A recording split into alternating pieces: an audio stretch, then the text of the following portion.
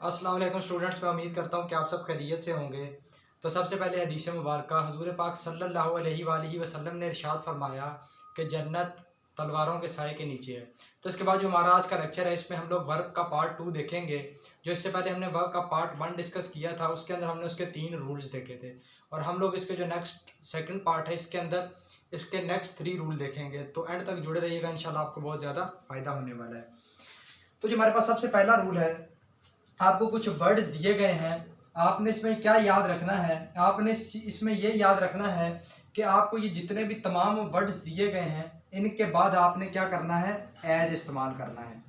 ठीक है, मिसाल के तौर पे, यानी कि बात करने का क्या मकसद है, अगर आप इन वर्ड्स के बाद एज का इस्तेमाल नहीं करते तो आपका फिक्रा क्या होगा, गलत कंसीडर्ड किया जाएगा इंग्लिश ग्रामर के मुताबिक। मैं आपको याद कराता जाऊं, जो इससे पिछली वीडियो थी, जो वर्ब के हमने 3 रूल्स देखे थे, उसमें हमने एक चीज़ देखी थी एनटीसी, जो उसकी क्या है, शॉर्ट फॉर्म है। एनटीसी से क्या मुराद है, एन से मुराद है नेम, टी से मुराद है टर्म, ठीक है, या टी से मुराद है थिंक, 2 टी, और सी से क्या मुराद है, कॉल। अब उधर मैंने आपको बताया था कि ये जो तमाम वर्ड्स हैं, इनके बाद आपने एज का इस्तेमाल क्या करना है, नहीं करना, यानी कि इन तमाम वर्ड्स के बाद एज आपके पास नहीं इस्तेमाल होगा। लेकिन इधर क्या है, ये जो तमाम वर्ड्स हैं, इनके बाद आपने क्या करना है, एज का इस्तेमाल करना है।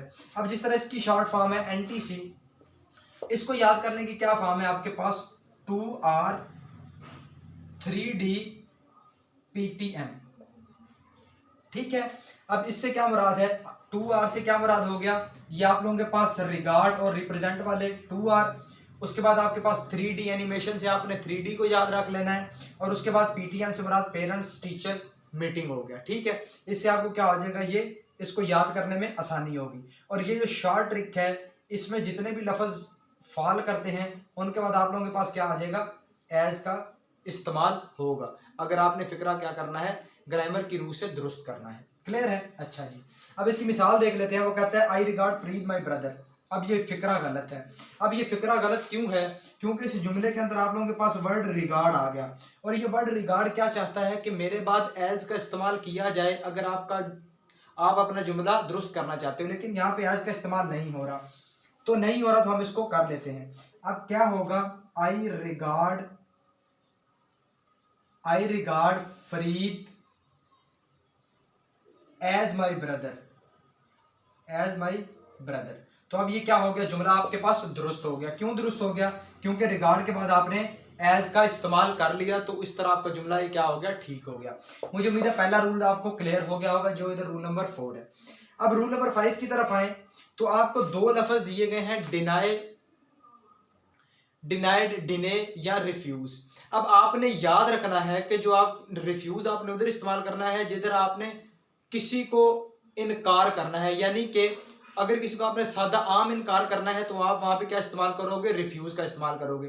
लेकिन अगर आपने किसी जगह खास किस्म का इनकार करना है, यानी कि किसी तस्दीक से इनकार करना है, यानी कि यहाँ पे क्या आ गया, आप लोगों के पास एक प्रायोरिटी आ गई। ठीक है, आपने सादा इनकार नहीं कर रहे, बल्कि किसी की तस्दीक से इनकार कर रहे हैं। इसकी मिसाल ऐसे ले लें, अगर कोई आपसे कहे यार मेरे ये पेटी मुझे उठवा दो, ठीक है, आप उसको कहते हो नहीं यार मैं ये नहीं उठवा सकता, तो वहां पे क्या आएगा, रिफ्यूज आएगा।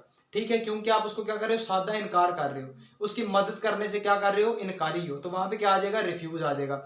लेकिन अगर आपको कोई कहता है कि यार तुमने क्या इस शख्स को इस घर का शीशा तोड़ते हुए देखा है, तो वो आपसे क्या चाह रहा है, तस्दीक चाह रहा है। अगर आपने नहीं देखा तो आप वहां पे रिफ्यूज का इस्तेमाल नहीं करोगे, बल्कि आप डिनाइड का इस्तेमाल करोगे कि मैंने इसको नहीं देखा। तो जब इनकार करने के लिए आप लोग वर्ड लोगे, तो वहां पे डिनाइड आएगा, ना कि रिफ्यूज आ जाएगा। मुझे उम्मीद है इस इंसानों से समझ आई होगी। देखिए, रिफ्यूज आम इनकार के लिए और तस्दीक से इनकार के लिए आप डिनाई या डिनाइड का इस्तेमाल क्या करेंगे, जुमले में कर लेंगे।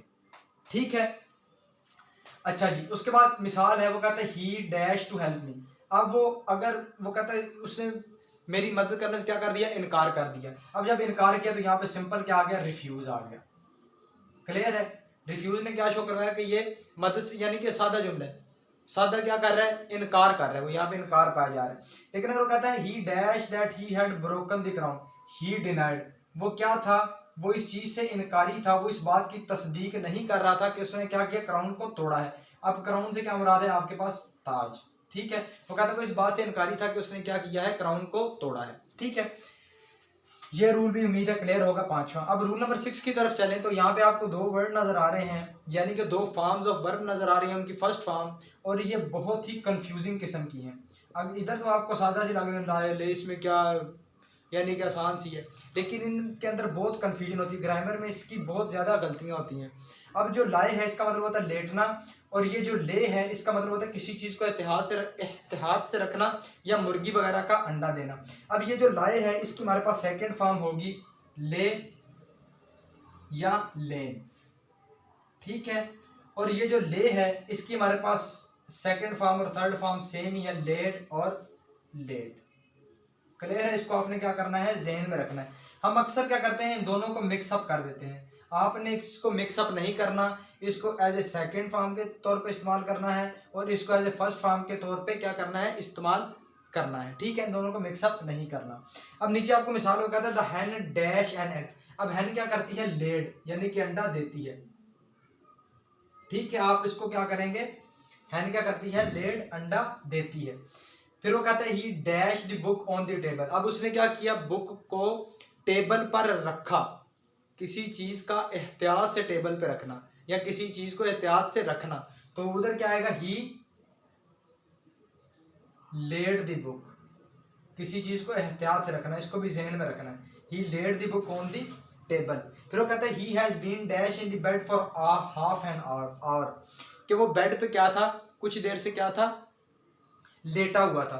अब इसकी जो फॉर्म आएगी वो आएगी लाइंग, कि वो बेड पे आधा घंटा पहले से क्या हुआ है, लेटा हुआ है, लाइंग। क्लियर है? तो ये था हमारा आज का लेक्चर जिसमें हमने वर्ब के नेक्स्ट 3 रूल्स को डिस्कस किया। मुझे उम्मीद है आपको समझ आई होगी। नेक्स्ट लेक्चर तक के लिए इजाज़त दीजिए। अल्लाह हाफिज़।